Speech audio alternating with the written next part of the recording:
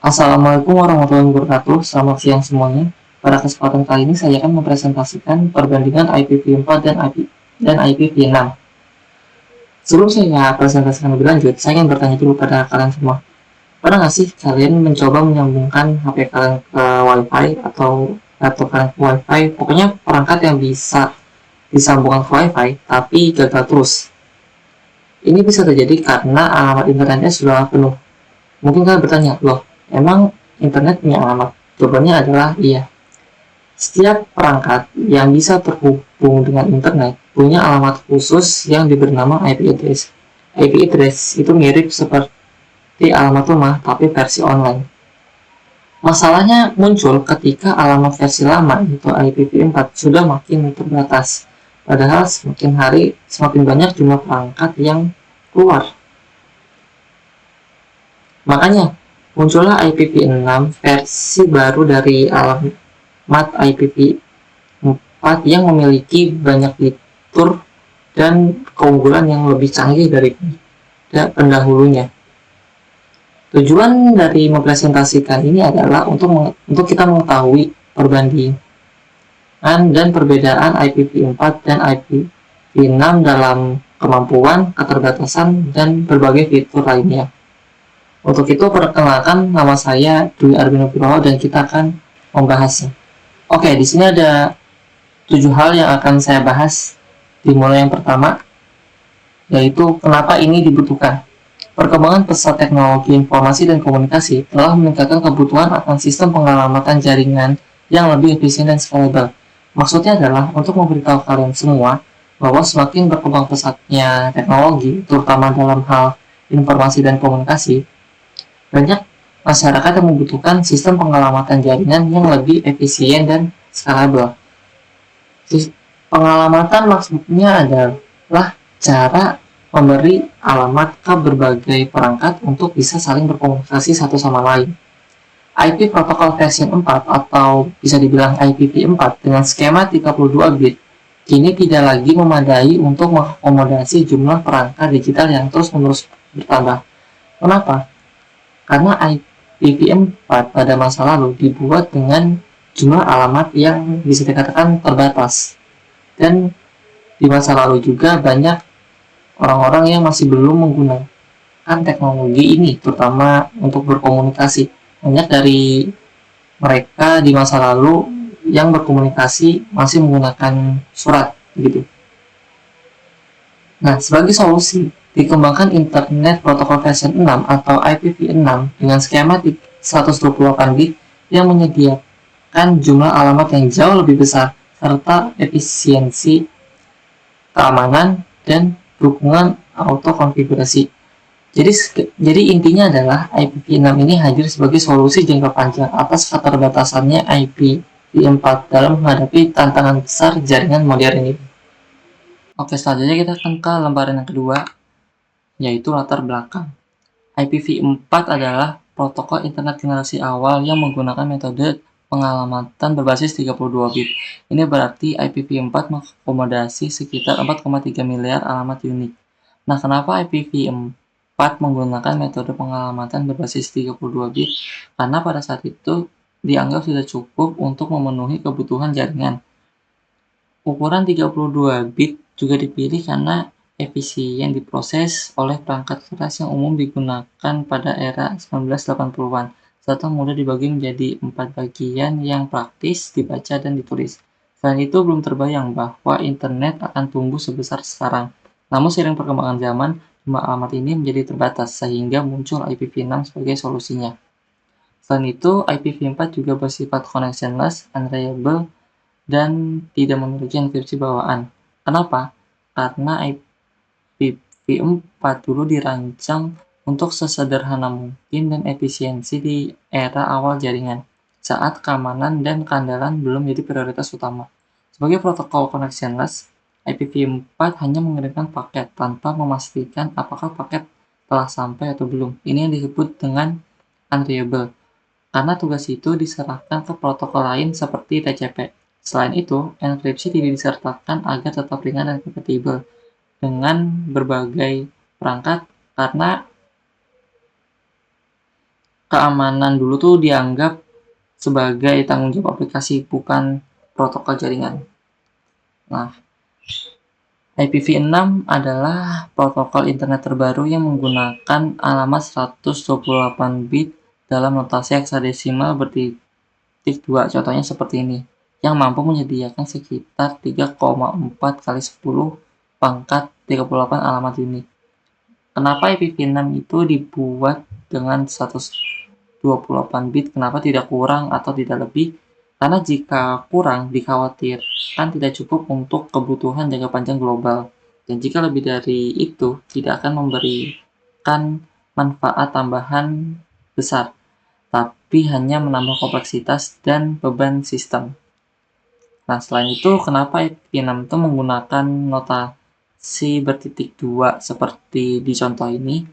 Karena lebih ringkas dan mudah dibaca dibanding dengan biner. Setiap 4 bit direpresentasikan dengan satu digit heksadesimal, dan alamat 128 bit dibagi menjadi 8 blok yang dipisahkan dengan 3.2 untuk keterbacaan. Format ini juga memungkinkan penyederhanaan penulisan alamat serta bisa membedakan jelas dari notasi IPv4 yang memakai titik. Nah, lalu IPv6 juga memiliki berbagai fitur canggih yang dirancang untuk mengatasi keterbatasan IPv4. Salah satunya adalah auto configuration yang memungkinkan perangkat mendapatkan alamat IP secara otomatis tanpa perlu DHCP. Perlu kalian ketahui, DHCP itu singkatan dari Dynamic Host Configuration Protocol, yang merupakan sebuah protokol jaringan yang digunakan untuk secara otomatis memberikan alamat IP dan informasi konfigurasi jaringan lainnya kepada perangkat yang terhubung ke jaringan. Lalu IPv6 juga mendukung keamanan end-to-end bawaan IPsec sehingga data lebih terlindungi. IPsec sendiri adalah Internet Protocol Security, yang merupakan sekumpulan protokol yang digunakan untuk mengamankan komunikasi di jaringan IP, baik IPv4 maupun IPv6. IPsec juga bekerja dengan mengenkripsi, mengotentikasi, dan menjamin integritas data yang dikirim antar perangkat. Berbeda dengan IPv4 yang memiliki broadcast, IPv6 menggantinya dengan menggunakan multicast dan anycast untuk efisien pengiriman data. Broadcast, multicast, dan anycast yang mungkin belum kalian ketahui, ini merupakan 3 metode pengiriman data dalam jaringan. Broadcast mengirim data ke semua perangkat dalam satu jaringan, sehingga tidak efisien karena semua perangkat menerima meskipun tidak membutuhkannya. Multicast lebih efisien karena data hanya dikirim ke perangkat-perangkat tertentu yang tergabung dengan grup multicast, cocok untuk konfigurasi video atau streaming dan lain-lain. Sementara itu, Anycast mengirim data ke salah satu perangkat terdekat yang memiliki alamat tujuan yang sama.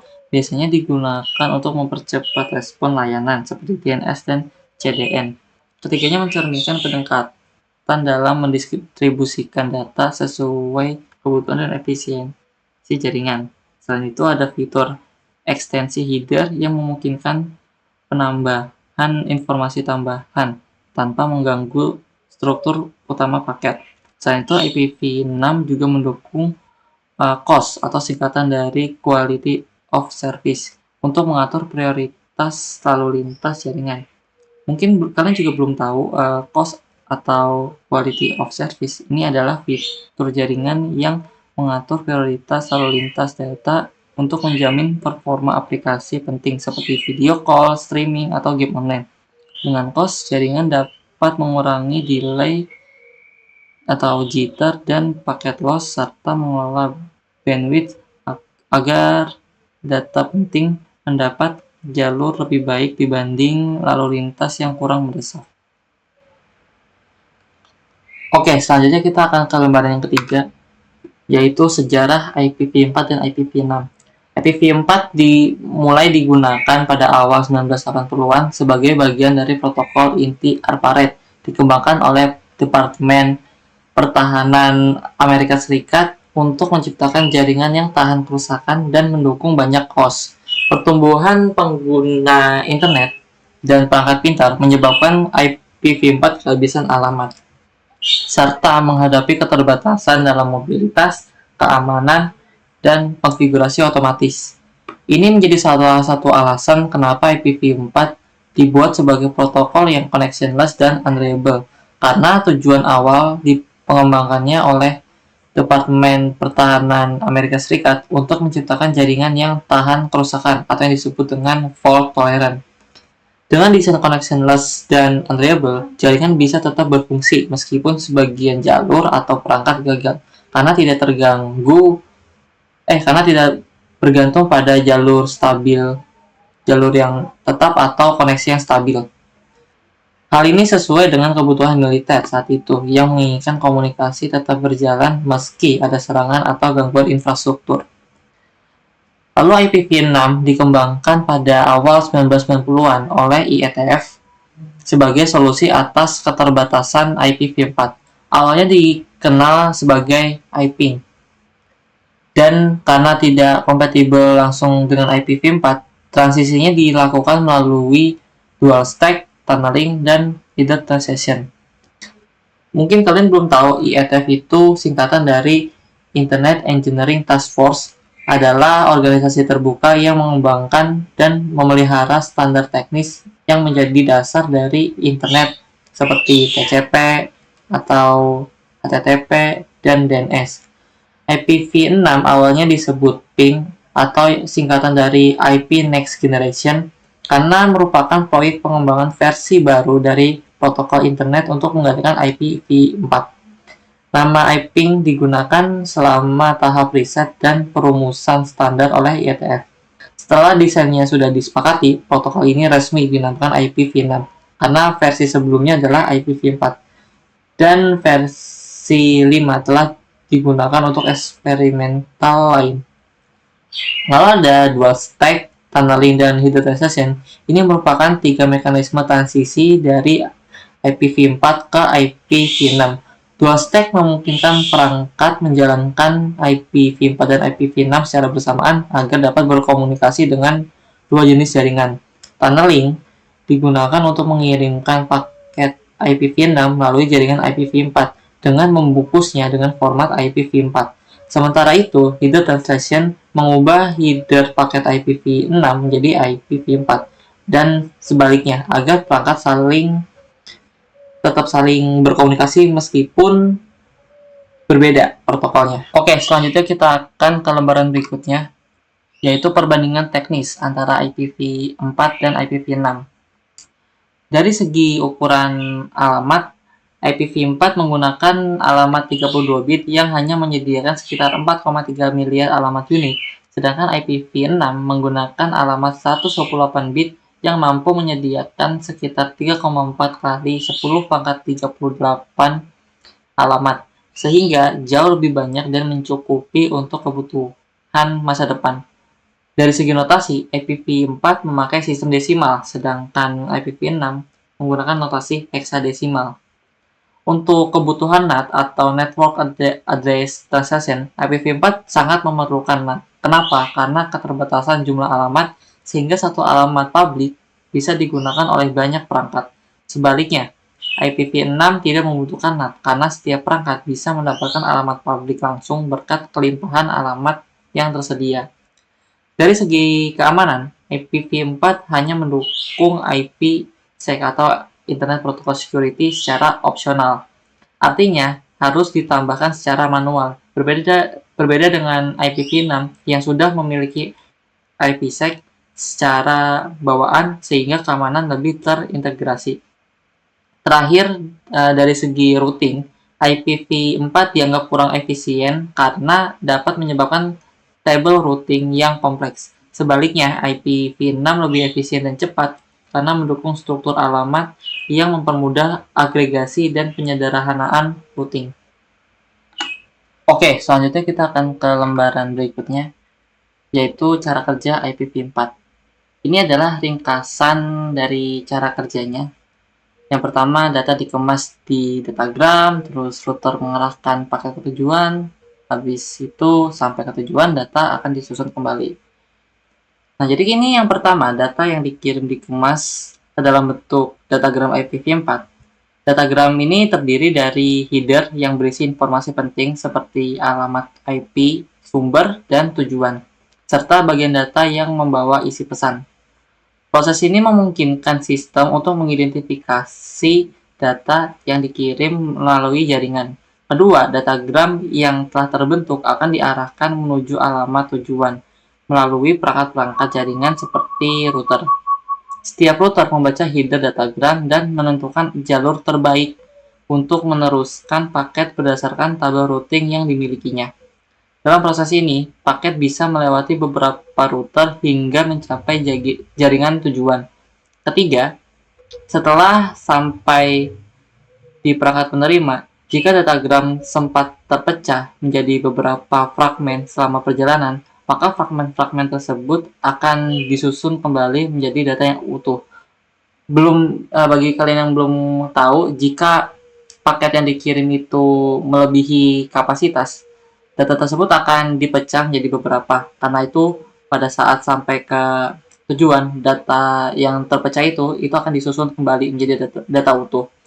Setelah data tersusun kembali, kemudian diteruskan kembali ke aplikasi yang sesuai seperti browser atau pengelola file untuk diproses lebih lanjut oleh pengguna.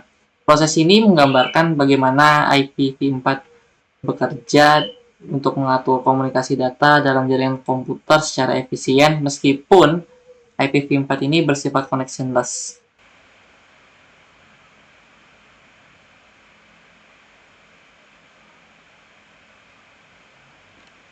Oke, selanjutnya kita akan ke lembaran berikutnya, yaitu cara kerja IPv6.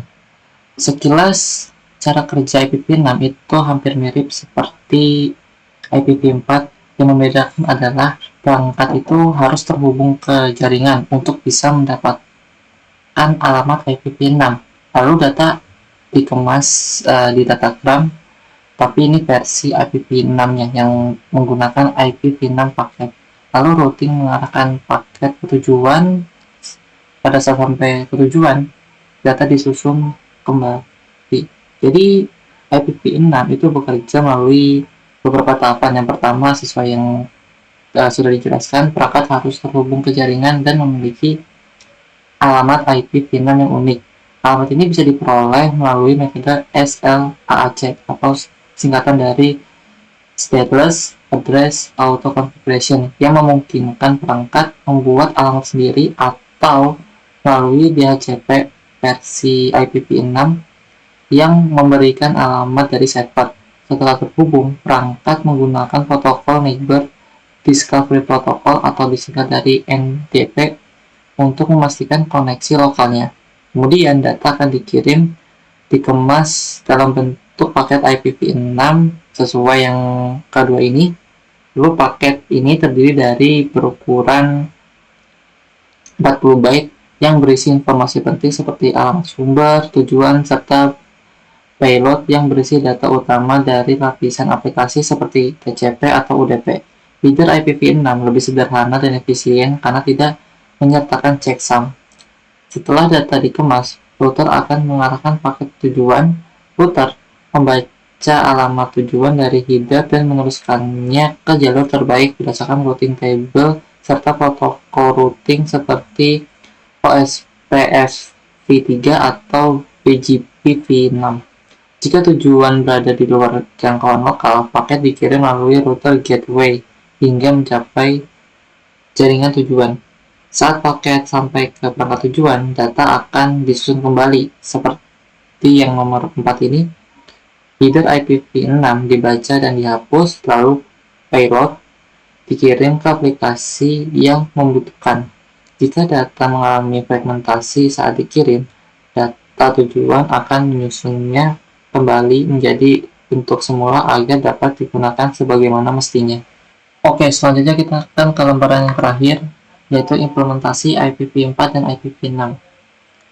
Di implementasi IPv4, di sini ada browsing dengan Google, terus streaming dengan YouTube, dan penggunaan WhatsApp. Kita mulai yang browsing terlebih dahulu. Jadi saat seseorang browsing menggunakan Google dengan IPv4, Perangkat seperti laptop dan smartphone yang terhubung ke jaringan Wi-Fi akan menerima alamat IP private dari router.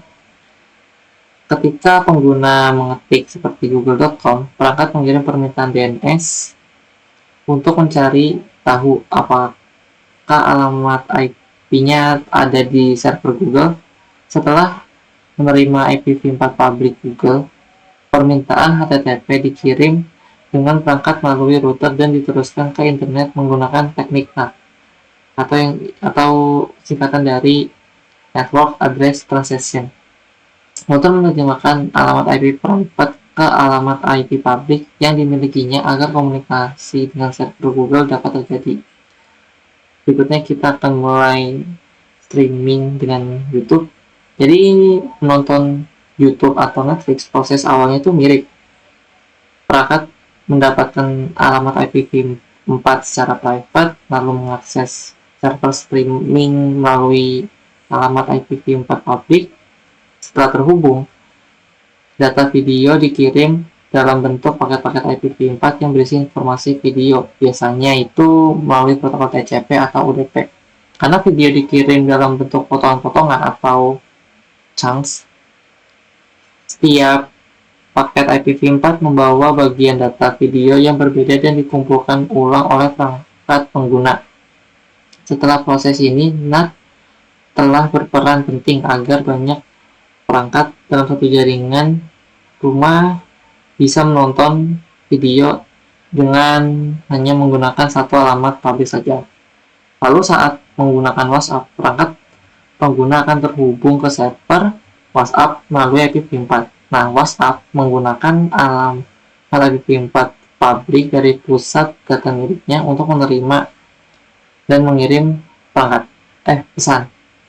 Ketika pengguna mengirim pesan atau melakukan panggilan, data dikirim dari perangkat melalui jaringan lokal atau IP private lalu diarahkan ke router ke server WhatsApp menggunakan alamat IP public. Untuk efisien dan kecepatan, WhatsApp juga menggunakan protokol-protokol seperti HTTP untuk pesan atau UDP untuk melakukan panggilan atau video. Semua dikirim dalam bentuk paket IPv4. Nah, berikutnya kita akan ke implementasi IPv6. Di sini IPv6 ada IoT, terus cloud server sama smartphone. Kita mulai yang smartphone terlebih dahulu. Jadi setiap perangkat seperti lampu pintar, pendingin ruangan pintar, atau mungkin CCTV dan speaker yang pintar dapat memiliki IPv6 sendiri. Hal ini memungkinkan komunikasi langsung antara perangkat tanpa perlu melalui NAT atau Network Address Translation. IPv6 juga mendukung autokonfigurasi menggunakan SLAAC atau singkatan dari Stateless Address Autokonfigurasi seperti yang kita bahas sebelumnya, sehingga perangkat dapat langsung mendapatkan alamat IP saat dinyalakan. Teknologi seperti 6LoWPN atau IPv6 over Low Power Wireless Personal Area Network memungkinkan penggunaan IPv6 pada perangkat berdaya rendah dan jaringan kecil. Lalu kita ke IoT atau singkatan dari Internet of Things. IPv6 menjadi fondasi penting karena mendukung jutaan bahkan miliaran perangkat kecil seperti sensor suhu, pelacak kendaraan, dan perangkat kesehatan. IPv6 memungkinkan setiap sensor memiliki alamat unik dan mendukung komunikasi efisien menggunakan protokol ringan seperti COAP atau singkat dari Constraint Application Protocol dan MQTT. Selain itu, protokol seperti RPL atau singkatan dari Routing Protocol of Low Power and Lossy Network memungkinkan pengelola jaringan yang handal dalam lingkungan dengan banyak perangkat. Di sisi lain, layanan cloud seperti atau cloud service seperti AWS, Google Cloud, dan Microsoft Azure juga telah mengimplementasikan dukungan penuh untuk IPv6. Layanan cloud dapat menjalankan mesin virtual atau kontainer yang memiliki IPv6 public, memungkinkan konektivitas global tanpa hambatan NAT. Komunikasi antar server dan API pun dapat berjalan lebih efisien. Selain itu, banyak layanan cloud yang menerapkan konfigurasi dual stack atau IPv4 dan IPv6 bisa berhubung secara bersamaan untuk menjaga kompatibilitas dan kesiapan masa depan. Secara keseluruhan ya, implementasi IPv6 itu seperti smart home, IoT, dan cloud service yang tadi kita bahas memungkinkan koneksi langsung, mengelola perangkat lebih baik dan efisien jaringan, serta mendukung skala besar tanpa keterbatasan jumlah alamat seperti IPv4.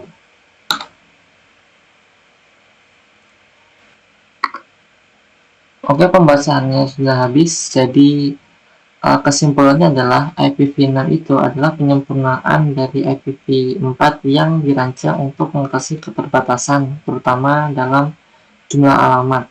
Dengan IPv6 yang panjangnya 128 bit, IPv6 menyediakan ruang alamat yang sangat luas dibandingkan dengan IPv4. Selain itu, IPv6 juga menawarkan keunggulan seperti punya keamanan bawaan, lalu efisiensi routing yang lebih baik, serta kemampuan autokonfigurasi. Tapi meskipun begitu, masih banyak sistem operasi dan perangkat keras yang mendukung IPv4 secara default, yang menjadikannya tetap relevan dan kompatibel di berbagai lingkungan jaringan. Jadi, meskipun IPv6 adalah internet untuk masa depan, IPv4 tetap bisa kita gunakan selama masih dalam dukungan teknis dan kebutuhan kompatibel. Mungkin sekian dari saya, kurang lebihnya mohon maaf. Kita akhiri. Assalamualaikum warahmatullahi wabarakatuh. Nama saya Dewi Nugroho dan selamat siang.